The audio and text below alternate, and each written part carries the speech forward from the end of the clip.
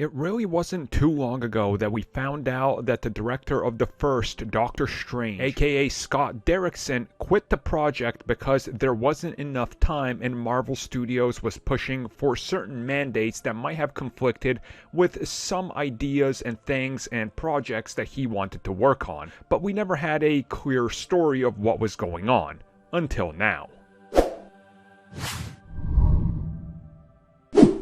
When Scott Derrickson left Doctor Strange 2, there was a lot of people that were mad at Marvel Studios because suddenly he became a visionary that was willing to fight against what Disney and Marvel Studios were doing by making generic films. At the same time, these people call Doctor Strange generic because it was Iron Man with magic, but of course he became a champion among cinephiles until Sam Raimi was brought on, and then they all threw Derrickson under the bus because Sam Raimi, Spider-Man trilogy, yada yada yada. But we never really got to find out, well, what exactly happened other than studio mandates, because that's all he said. Studio mandates were a problem, and we finally learned that creative differences and other projects were sort of combined in this decision.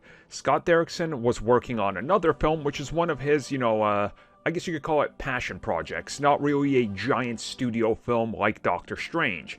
And when it came to Doctor Strange 2, it was evolving into something that didn't resemble the original pitch for Doctor Strange 2, and obviously we now know why this is.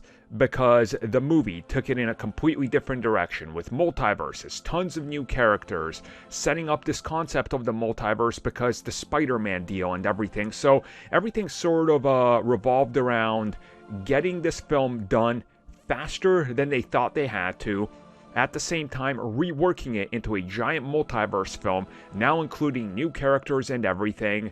And when it came to a decision, Derrickson was like, look, I can make this film, yes, but it compromises what I want to do with a film.